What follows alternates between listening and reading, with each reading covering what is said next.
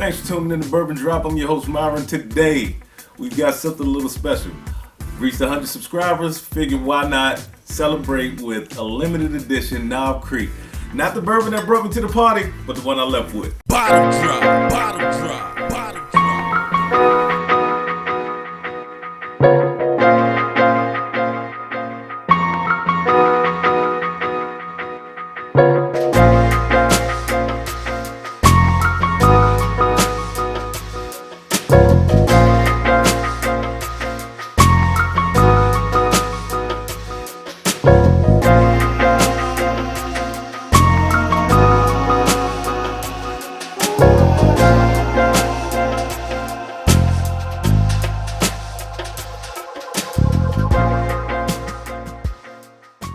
Like I said, not the one that brought me to the party, but the one I left with.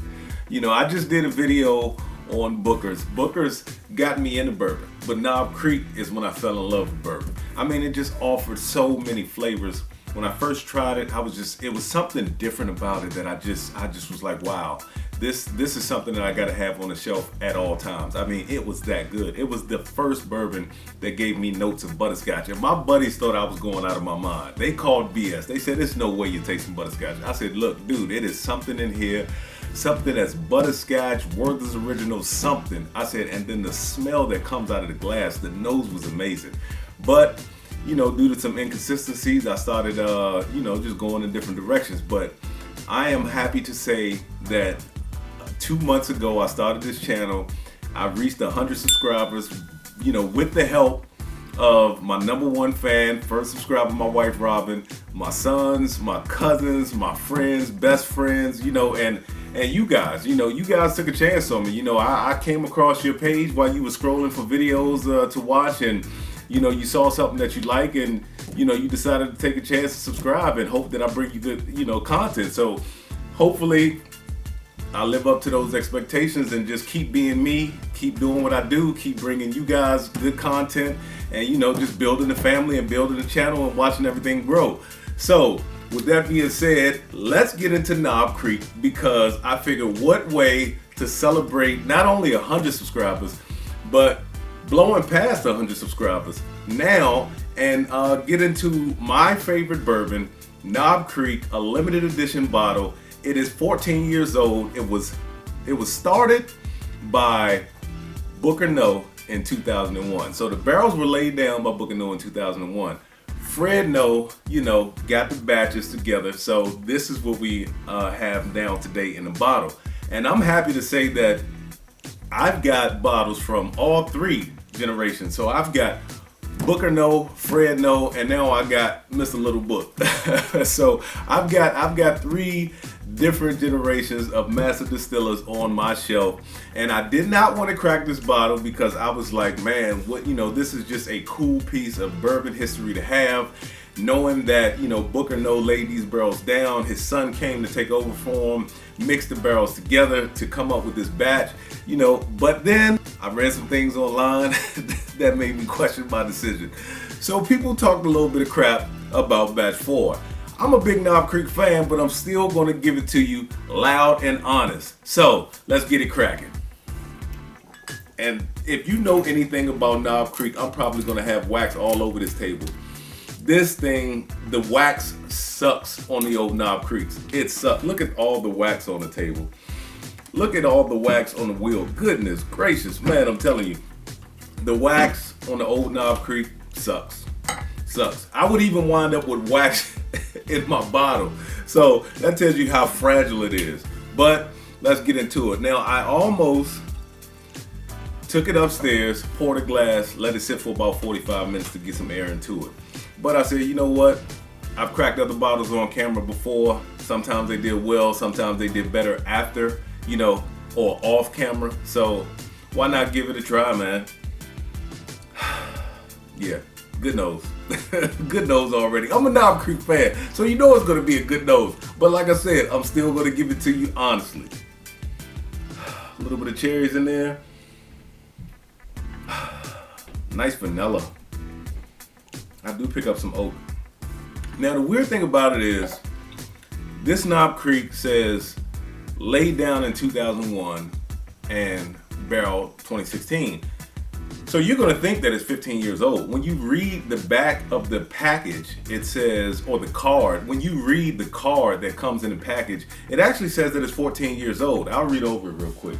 Started by Booker and finished by Master Distiller Fred No, Knob Creek 2001 Limited Edition is a tribute to the family tradition of passionate craftsmanship and an uncompromising quality that has been passed down for generations. Made with extra patience and in limited quantity, this robust bourbon is over 14 years of age, our oldest expression to date. I've got one of the oldest expressions to date up until they released it in 2016. Now they've got Knob Creek 15, Knob Creek 18. And at one point in time, they took the 9-year label off the Knob Creek. Now I don't know if some of you guys realize that or not, but the regular Knob Creek always came with a 9-year age statement. So somewhere around 2016, they said that they had some batches that needed to catch up with other batches so they wouldn't be able to put together an honestly 9-year batch. So they took batches that were around 8 years or so, and they took some of the 9-year-old and a little bit older and batched them together and just made regular Knob Creek. Now that really didn't hurt my feelings. At first I kind of was like, well, is it still going to be 9 years old? But you know, after learning that, I was like, okay, I'm cool. You know, age doesn't always mean anything. Age is nothing but a number when it comes to bourbon. Most of you guys out there know that. So they went ahead and got their inventory back up and put the 9-year age statement back on the bottle. Yeah, that was a good thing. That made you feel like you were back at home because you had your Knob Creek again with the 9-year age statement back on the bottle. The bourbon itself really hasn't changed. I have a bottle that was non-age stated that tasted like honey roasted peanuts. It was actually one of my favorite bottles. I don't even think I have any more left. I do have one of the older bottles here, the bigger bottles that doesn't have a 9-year age statement. And then I have one of the newer bottles that has the 9-year age statement on it. Now that I've talked enough, let's get back into the nose. I tried to do it a little justice by, talking a little bit, letting the air out a little bit. I mean, it did well. It did well even with the neck pour. I mean, I'm still getting some of that cherry that's in there, which is weird because I never really get cherry out of any Beam product. So it's a really nice cherry that's in there underneath of, a few things. You've got vanilla in there. More of the caramel notes are starting to come out. More of the pepper is starting to come out. Yeah, that's oak, funk, and oak, man. Goodness gracious, that's good. Yeah, but like I said, I just, I want to get into the palate, but once again, let me just say cheers to the 100+ subscribers, my wife, my family, my friends, my new friends that I've made over the course of this channel. So cheers, let's get into it.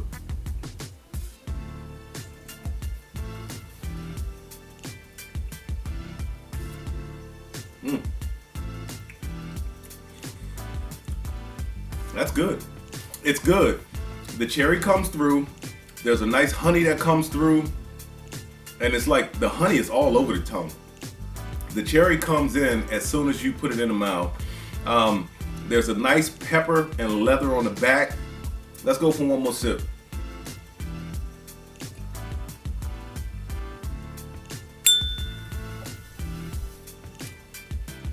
That's honey, oak, pepper on the back. The honey and oak sit right on the mid. Oak more towards the back, and the leather and the pepper. That honey and cherry sit right on the tip of the tongue. The finish is still going on, and that finish is more of a chocolate. That finish is more of that dark chocolate, not cocoa powder, almost like a dark chocolate and a milk chocolate. It's creamy. It's really creamy. Let's go back in. Third sip.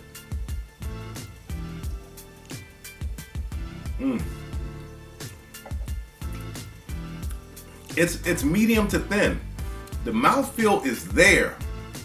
It's creamy, but then it's like that. The finish lasts, but that mouthfeel just goes away. It coats the mouth well, and then it goes away. This is a good bourbon. I am really pleased. I'm really pleased to bring you all a limited edition Knob Creek. Just one of my first loves in the bourbon world, and have you celebrate 100+ subscribers with me. Now, let's get into the breakdown, because I know that's what you're looking for. Knob Creek limited edition. Is it worth the chase? You'll probably never find these ever again. I was lucky enough to find this, believe it or not, earlier this year. And when I walked into the store, I only paid $20 over MSRP. MSRP for this thing is $130. I paid $150, $20 over MSRP. Very happy with it. Would I do it again?